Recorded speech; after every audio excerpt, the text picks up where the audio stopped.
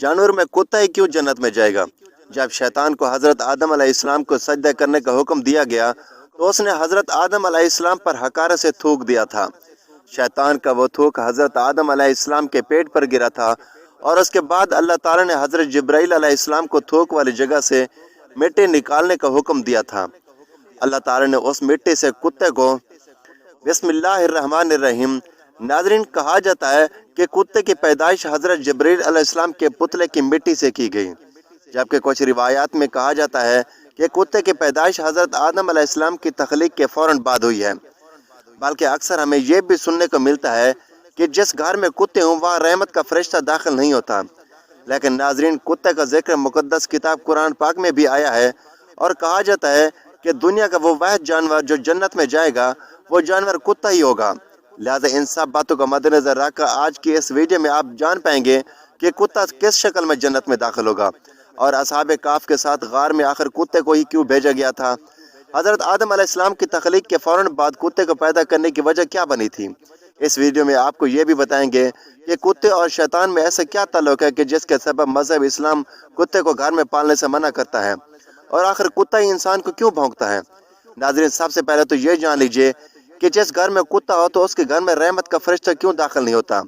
اس بارے میں حدیث شریف میں ایک واقعہ آتا ہے کہ حضرت میمونہ رضی اللہ تعالی عنہ فرماتی ہیں کہ ایک مرتبہ حضور اکرم صلی اللہ علیہ وآلہ وسلم بیدار ہوئے تو آپ علیہ السلام بہت غمگین اور پریشان تھے۔ میں نے پوچھا کہ حضور کیا بات ہے، آج آپ کی کیفیت بدلی ہے؟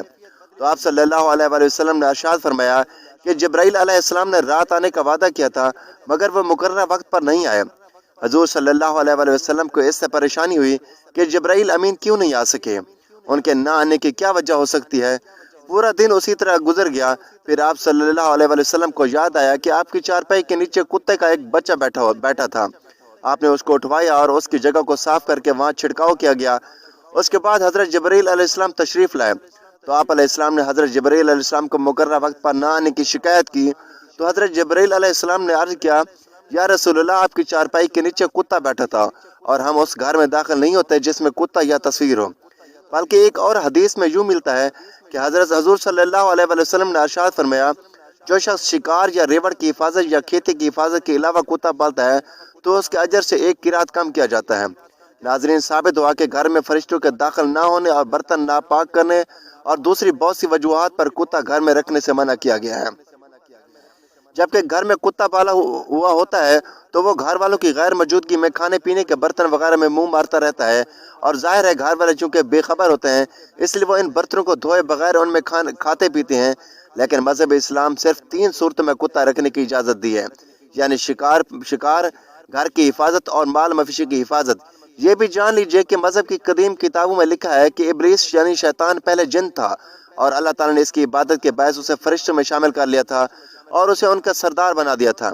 اس کے بعد اس کی ریاضت کا سلسلہ جاری رہا۔ اس کائنات کا کوئی ایسی جگہ یا کوئی ایسا ٹکڑا نہیں تھا جس پر ابلیس نے سجدہ نہ کیا ہو۔ ان سجدوں، ان ریاستوں، ان عبادات کا نتیجہ تھا کہ اللہ تعالیٰ نے ابلیس کو فرشتوں کا سردار بنایا، لیکن پھر شیطان غرور کا شکار ہو گیا۔ اس نے مٹی کے پتلے یعنی حضرت آدم علیہ السلام کو سجدہ کرنے سے انکار کیا۔ جبکہ اللہ تعالیٰ نے حضرت آدم علیہ السلام کو مٹی سے بنایا تو سب کو کہا کہ اس کو سجدہ کیا جائے، تو سب نے سجدہ کیا، لیکن ابلیس کے اندر ایک غرور تھا۔ اس نے کہا، میں آگ سے بنا ہوں، یہ مٹی سے بنا ہے، میں اسے سجدہ کیوں کروں؟ اس نے سجدہ کرنے سے انکار کر دیا، اور یہاں سے خیر اور شر کی طاقتوں کے درمیان جنگ کا آغاز ہو گیا۔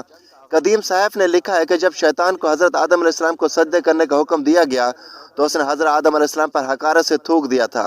شیطان کا تھوک حضرت آدم علیہ السلام کے پیٹ پر گرا تھا، اور اس کے بعد اللہ تعالیٰ نے حضرت جبرائیل علیہ السلام کو تھوک والی جگہ سے مٹی نکالنے کا حکم دے دیا تھا۔ حضرت جبرائیل علیہ السلام نے یہ مٹی نکالی تو حضرت آدم علیہ السلام کے پیٹ پر ایک چھوٹا سا سوراخ بن گیا۔ یہ سوراخ ناف کی شکل میں آج بھی ہمارے پیٹ پر موجود ہے۔ اللہ تعالیٰ نے اس ناف کی مٹی سے جس پر شیطان نے تھوکا تھا کتے کو بنایا تھا۔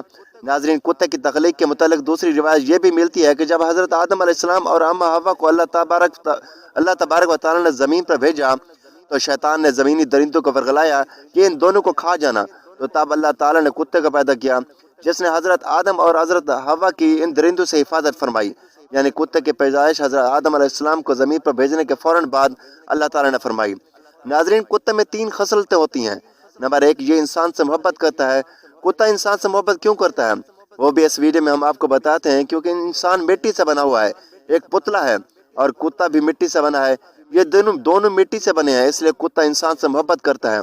कुत्ते के बारे में अगर आपको ये बताया जाए कि ये रात को क्यों जागता है, इसकी वजह यह है कि मिट्टी को हजरत जिब्रील अलैहिस्सलाम के हाथ लगे थे। नंबर 2, कुत्ता इंसान पर भौंकता है। कुत्ता इंसान पर क्यों भौंकता है? इसकी वजह यह है कि इसकी मिट्टी में शैतान का थूक शामिल है, और कुत्ता दुनिया का वाहिद मखलूक है जो शैतान को देख सकता है। शायद यही वजह है कि रात के अंधेरे में जब शैतानों के काफिले आसमानों से उतरते हैं तो कुत्ते ऊपर देखकर एक खौफनाक आवाज़ निकालते हैं। नाज़रीन, गैर मुस्लिम अक़वाम खासतौर पर यूरोप में अब कुत्ते को घर का एक फर्ज समझा जाता है।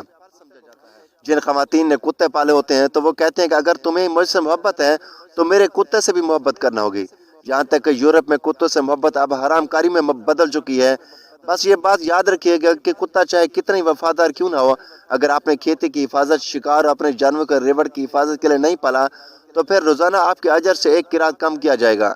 और यह भी याद रखें, हजूर अकरम सल्लल्लाहु अलैहि वसल्लम ने एक किरात को ओहद पहाड़ से तशबीह दी है। अब आप खुद अंदाज़ा कर लीजिए कि किस कदर अजर आप रोज़ाना गंवा रहे हैं।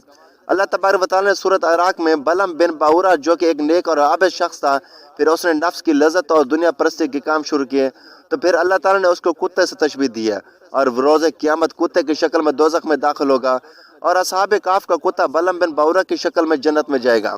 और हजूर सल्लल्लाहु अलैहि वसल्लम ने स्याह कुत्ते को शैतान कहा है, बल्कि तिब्बी माहिरीन के मुताबिक नापाक जानवर का पालना वबा का बायस है।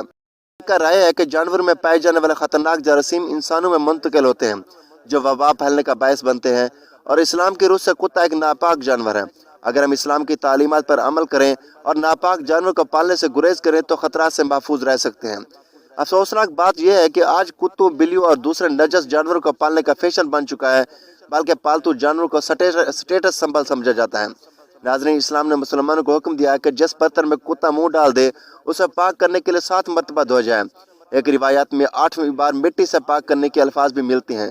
आज की साइंस बताती है कि कुत्ते में इंतहाई खतरनाक जरासीम पाए जाते हैं, जो बर्तन को धोने से ही ख़त्म हो सकते हैं।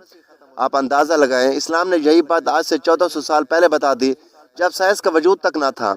हमें समझ जाना चाहिए कि अल्लाह के प्यारे नबी सल्लल्लाहु अलैहि वसल्लम ने जो अहकामात हमें दिए, इंसानियत की फलाह उसे मान लेने में है।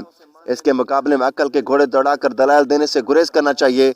एक अंग्रेज डॉक्टर ने उसकी पानी की जिसमें कुत्ते ने मुंह डाला था खुदबीन के जरिए मुआयना किया, तो उसे पता चला कि पानी में कुत्ते के लुआब के जो जरासीम आते हैं वो मिट्टी के सिवा किसी और चीज़ से नहीं मरते, क्योंकि मिट्टी में निशादर वाफिर मिकदार में होता है जो और किसी चीज़ में नहीं होता, और ये कुत्ते के लुआब में पाए जाने वाले तमाम जरासीमों को ख़त्म करने के लिए काफ़ी होता है। इसलिए नबी अलैहिस्सलाम ने मिट्टी का नाम लिया ताकि बाज़ारों में निशादर तलाश ना करना पड़े। इस तरह एक फ्रांसीसी डॉक्टर और उसकी बेटी मिस्र में मुकीम थे। जब बाप ने एक ही हदीस पढ़ी तो फ़ौरन उस पर कुत्ते के सामने एक बर्तन में पानी रख दिया। जब वह इसको पी चुका तो उन्होंने खुर्दबीन से देखा कि इसमें जरासीम मौजूद थे। पानी गिराकर कई बार धोया गया मगर जरासीम न गए। जब मिट्टी से धोया और फिर धोकर खुर्दबीन से मुआयना किया तो जरासीम न सिर्फ ख़त्म हो गए बल्कि बर्तन भी कुल्ली तौर पर पाक साफ हो गया। इस पर दोनों बाप बेटी मुसलमान हो गए। नाज़रीन, कुरान पाक में असहाबे काफ का तज़किरा मिलता है जहाँ उनके कुत्ते का जिक्र आया। वहाँ इमाम कुर्तुबी ने लिखा है कि उस शरीयत में कुत्ते पालने की इजाज़त होगी, इसलिए उन्होंने कुत्ता साथ लिया होगा या किसी बकरों की हिफाजत के लिए भेजा होगा। अल्लाह ताला उसके रसूल सल्लल्लाहु अलैहि वसल्लम ने इंसानियत के लिए जो अहकामात बनाए हैं वो हर लिहाज से इंसानों के लिए मुफीद हैं, क्योंकि एक मोमिन की शान यह है कि अल्लाह के नबी सल्लल्लाहु अलैहि वसल्लम ने जिस काम के लिए करने का हुक्म दिया है वो करे और जिस काम से मना किया उससे रुक जाए। उसका नाम इताअत है और इसका इनहराफ नाफरमानी कहलाता है।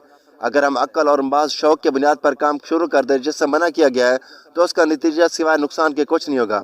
अल्लाह ताला से दुआ है कि अल्लाह ताला हमें हुज़ूर नबी करीम सल्लल्लाहु अलैहि वसल्लम के बताए हुए तरीके के मुताबिक ज़िंदगी गुजारने की तौफीक अता फरमाए।